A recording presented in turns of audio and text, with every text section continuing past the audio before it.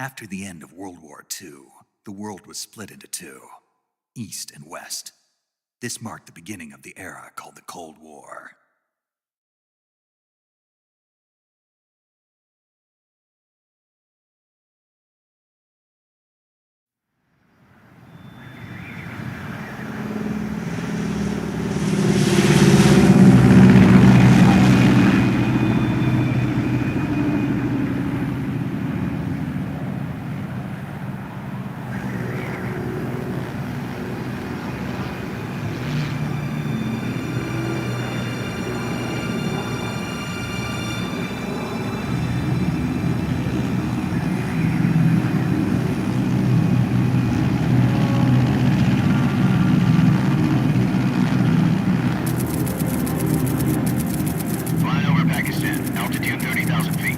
Approaching Soviet airspace.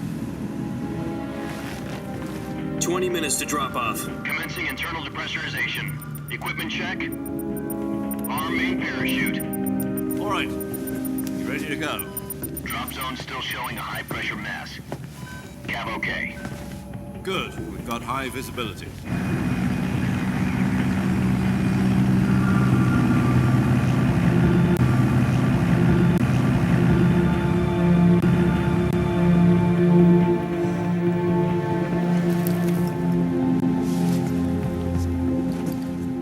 Cigar.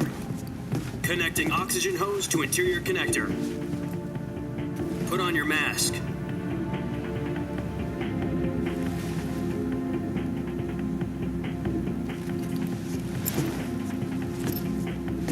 Does this panty waste know what he's doing? Approaching release point. 10 minutes to drop off. Hey, are you deaf? He said put out the cigar and put on your mask.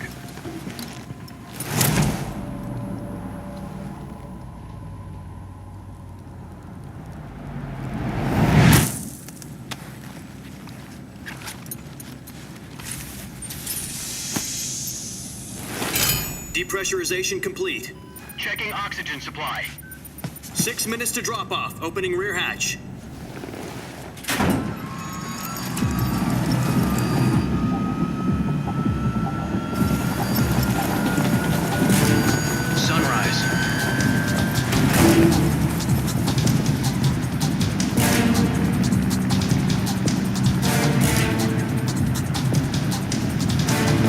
Temperature minus 46 degrees Celsius.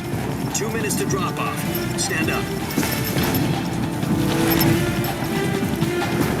You'll be falling at 130 miles per hour. Try not to get frostbite from the wind chill. 1 minute to drop off. Move to the rear. Activate bailout bottle. This is one for the history books. The world's first halo jump. 10 seconds to drop off. Stand by. Status okay, all green. Prepare for drop-off. Countdown. 5, 4, 3, 2, 1. Spread your wings And fly. God be with you.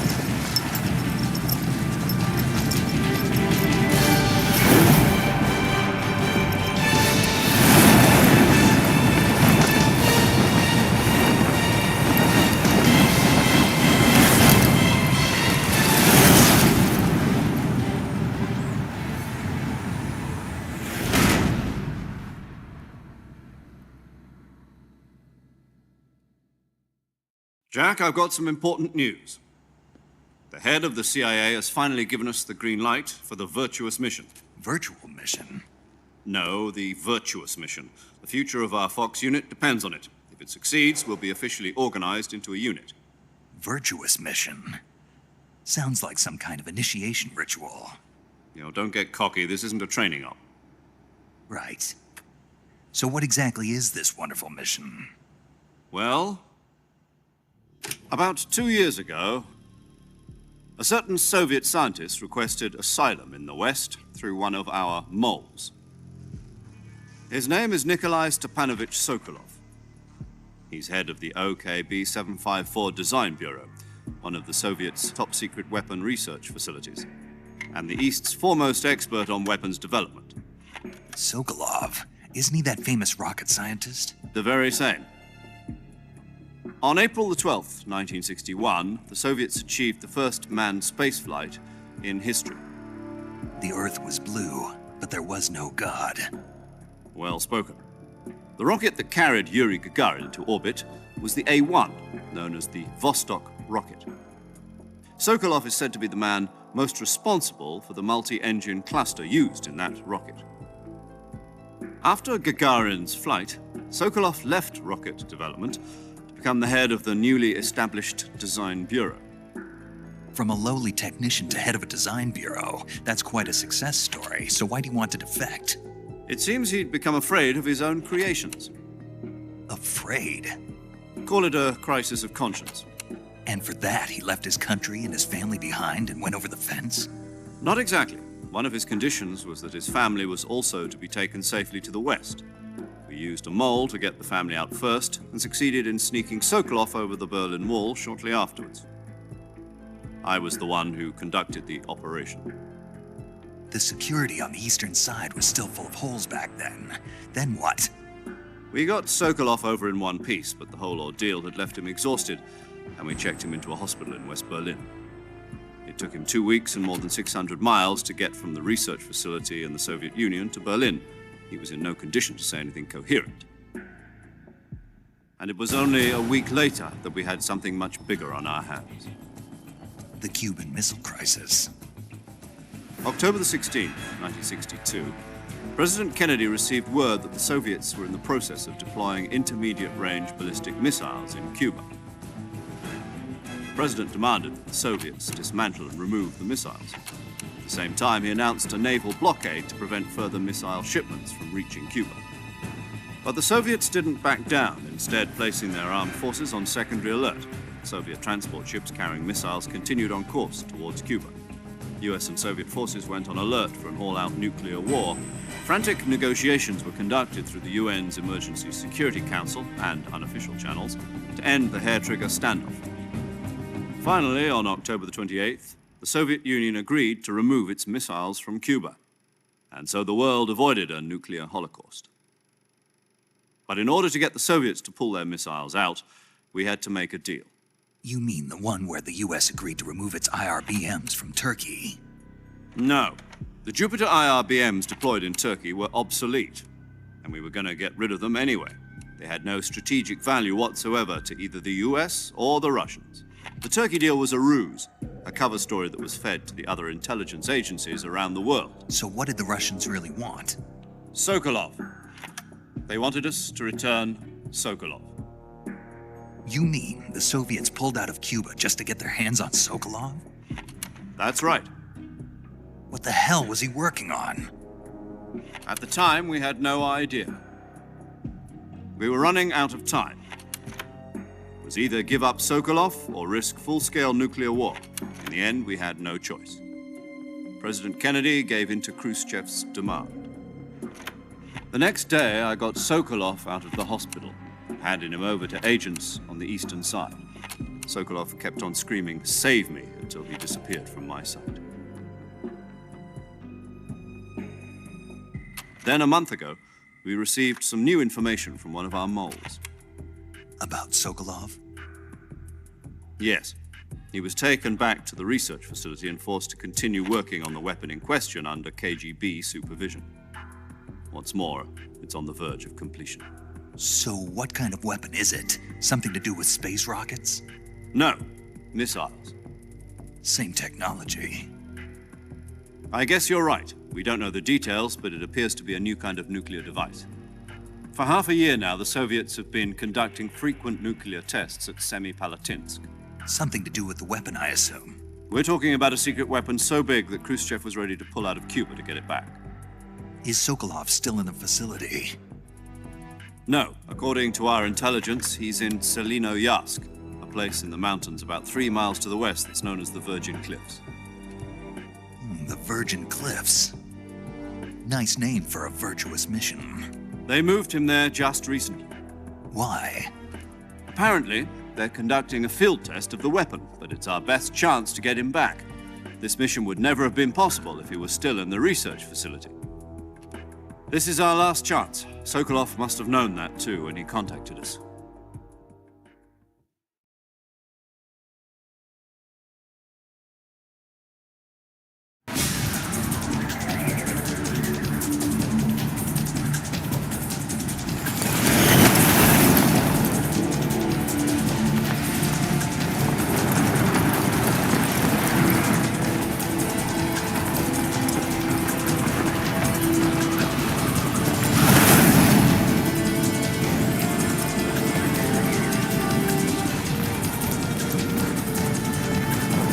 Listen up, Jack. Your mission is to infiltrate Selino-Yarsk in the Soviet mountains, ensure the safety of Sokolov, and bring him back to the West.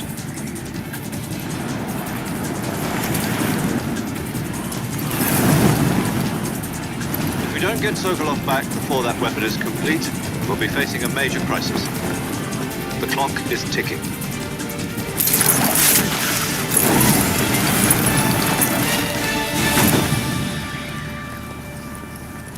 Once we've confirmed the rescue of Sokolov, stand by at the recovery point. A recovery balloon will be dropped at that point. Helium will be pumped into the balloon to inflate it. The process takes about 20 minutes. Once it's complete, the gunship's arm will latch onto the balloon and pull it up. The Fulton surface-to-air recovery system. I'm familiar with the theory. Take it easy. It's been combat proven. Do you think Sokolov is up to it?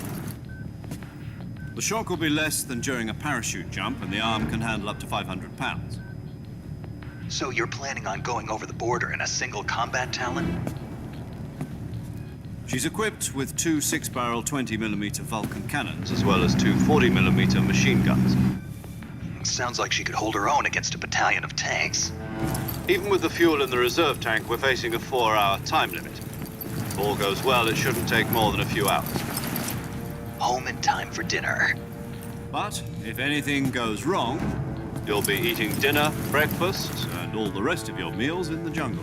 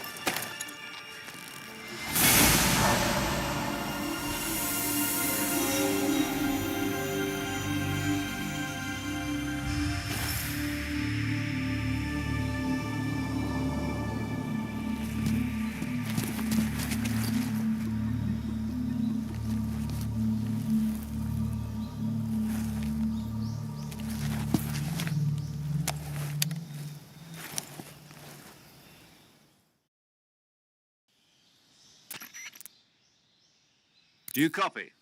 You're already in enemy territory, and somebody might be listening in. From here on out, we'll be using code names to refer to each other. Your code name for this mission will be Naked Snake. I'll be referring to you as Snake from now on. You're not to mention your real name. Snake? What, you don't like snakes? What do you mean? Well, you've eaten one before, haven't you? In survival training. I'm glad to hear that. I don't know if I'd ever order one in a restaurant, but... Be careful, you might not have a choice. What about you, Major? What should I call you? Let's see. I'll be Tom. Call me Major Tom. This will be a sneaking mission. You must not be seen by the enemy. You must leave no trace of your presence. Is that clear? This kind of infiltration is the Fox unit's speciality. In other words, Weapons and equipment to procure on site. That goes for food as well. You're completely naked, just as your name implies. Great. Now I see why you asked me if I like snakes. I suppose calling me Snake was your idea of a joke, too. No, there's a good reason for that. I'll tell you later when the time is right. Gotcha. Getting back to the subject, how exactly am I supposed to feed myself? You've been issued a knife and a tranquilizer gun. Use them to hunt for food. You'll also find some medical supplies in your backpack. Yeah, about the backpack. I lost it in a tree on the way down. I see. Well, you'd better go back and get it then. You know where it is? No problem. I can see it from here. It's stuck on a branch. To climb a tree, stand in front of a tree that's covered in ivy and press the action button. I'll be monitoring your progress over the radio. We can't risk violating Soviet airspace, but I'll be in the gunship. My frequency is 140.85. I'll give you a call if I need to talk to you. If you need to talk to me, use the send function. Okay, Snake, go get your backpack.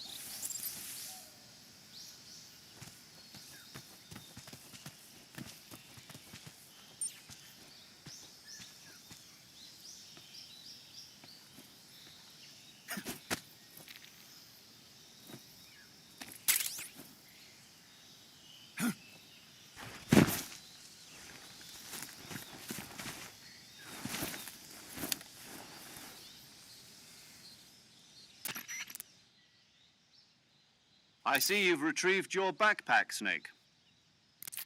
To equip a weapon, it's necessary to take it out of your backpack. In the survival viewer, choose Weapon from the backpack. Your available weapons will be displayed in a list on the screen. From that list, choose the weapon you want to equip and press the Enter button. For other equipped items, just do the same thing from Item. Got it. Use the survival viewer backpack. Yep, that's right. Survival is fundamental to this mission. After you've been out in the field for a while, your stamina will start to drop. If your stamina gets too low, it'll affect your performance. You won't be able to shoot accurately, for example, and your wounds won't heal as smoothly. Keep an eye on your stamina so you don't run out. To recover lost stamina, you can hunt for local flora and fauna. You can use either your tranquilizer gun or your knife to hunt. My only weapon is a Mark 22 Hush Puppy tranquilizer gun? That's right. It's been fitted with its own suppressor. However, the suppressor will deteriorate every time you fire. Once its durability reaches 0, the noise suppression effect will be gone. So don't get too trigger-happy with it. The suppressor's durability is shown in the icon. Any weapons and equipment beyond what you're carrying now, you'll have to find as you go. I have to find my own weapons and equipment? Whose crazy idea was this anyway? Solo covert actions are standard Fox operating procedure. You can't leave any traces of your presence. No weapons, equipment, footprints, sweat, or bodily waste. The same goes for bullets and cartridges, too. Your presence in enemy territory is already a violation of international conventions of warfare. There aren't supposed to be any American soldiers in Russia. It could spark an international incident. You can't let anyone see you. You can't let the enemy know you're there, This is a stealth mission. You're a ghost, Snake, in every sense of the word. And there'll be no rescue if you're captured. The military and US government will deny any involvement in the affair. Then I'll just have to take care of myself, huh? I'm afraid so. You've been given a fake death pill for that purpose.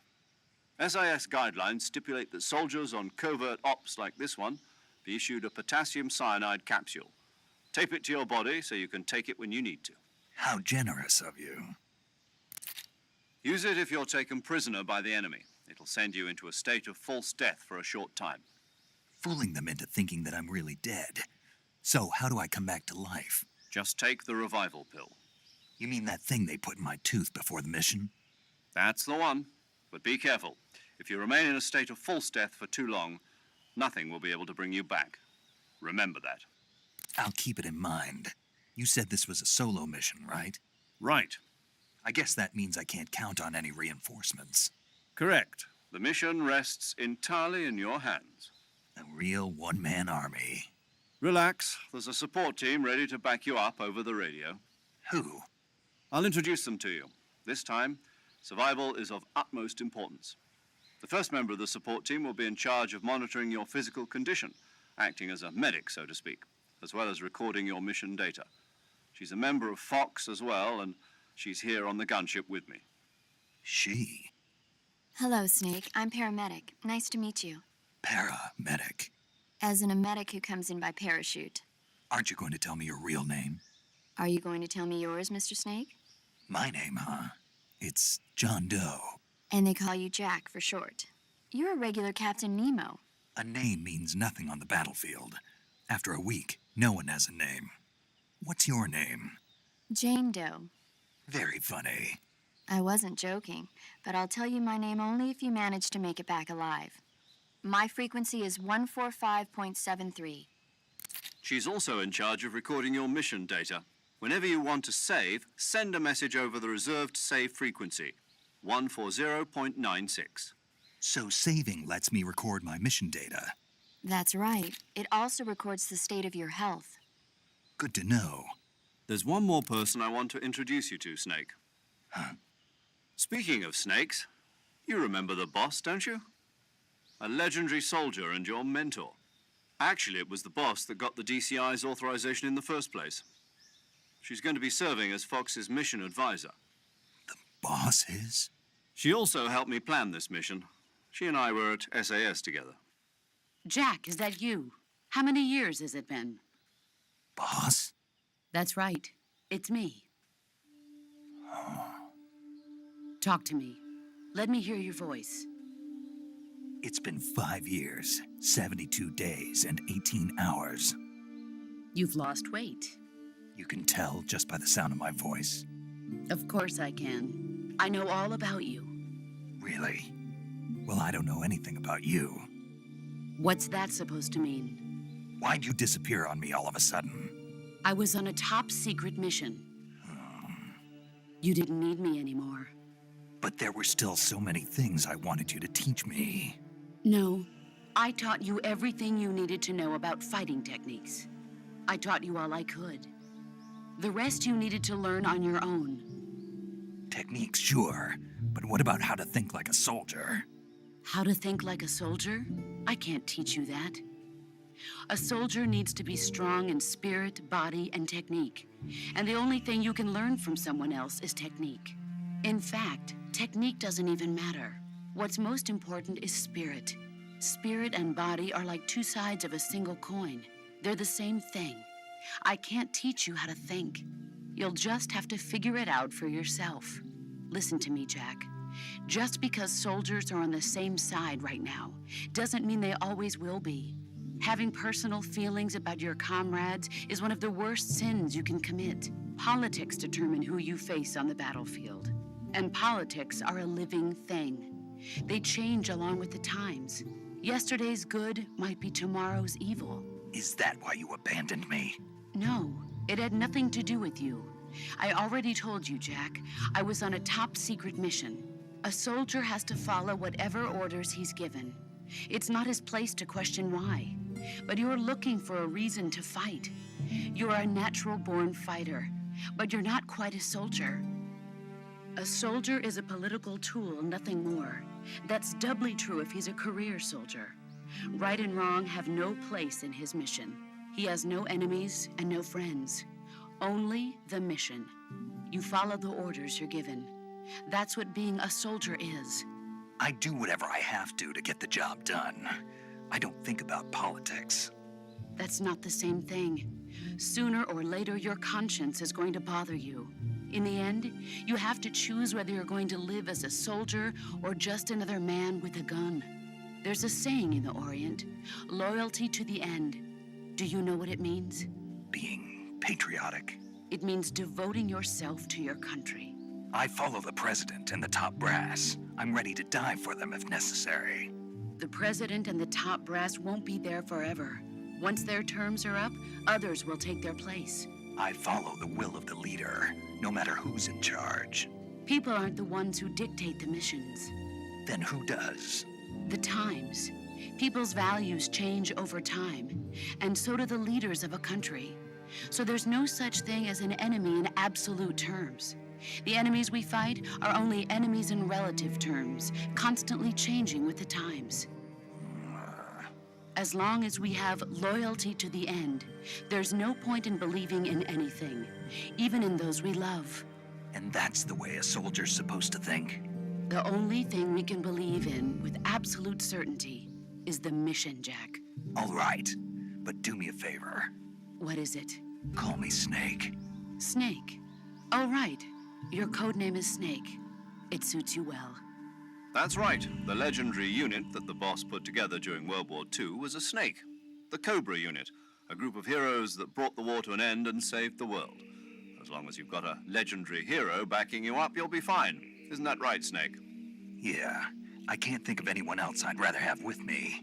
Oh, and one more thing, boss. Yes? It's good to hear your voice again. Same here. After all, who knows if either of us will make it out alive? Snake, you are always best at urban warfare and infiltrating buildings. But this is the jungle. Survival is going to be key. Those CQC techniques I taught you are sure to come in handy. CQC? Close quarters combat, huh? I've been in the Green Berets for the past few years. I'm probably pretty rusty. Not to worry. I'll be here to help you remember. After all, this is your first actual survival mission. I'll be supporting you over the radio. Where are you, boss? Next to the major? The boss is communicating with us by radio from aboard a Permit-class submarine in the Arctic Ocean. My frequency is 141.80. Call me if you need my advice on battle techniques. Gotcha. Your mission is to retrieve Dr. Sokolov.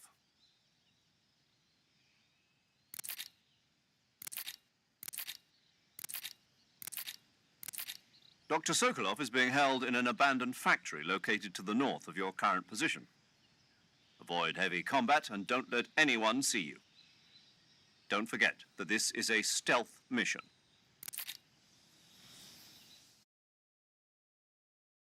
Snake, try to remember some of the basics of CQC.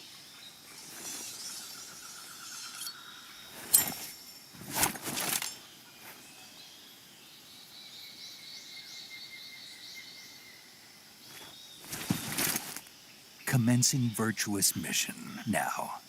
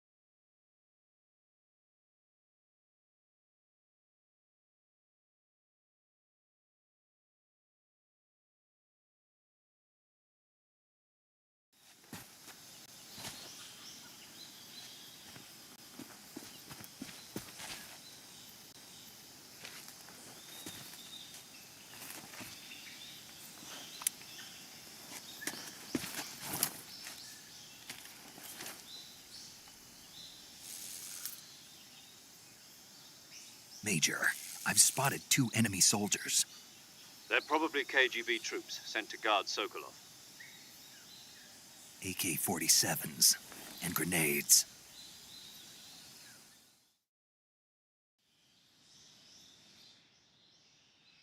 Snake, your presence in Soviet territory is already a violation of international law.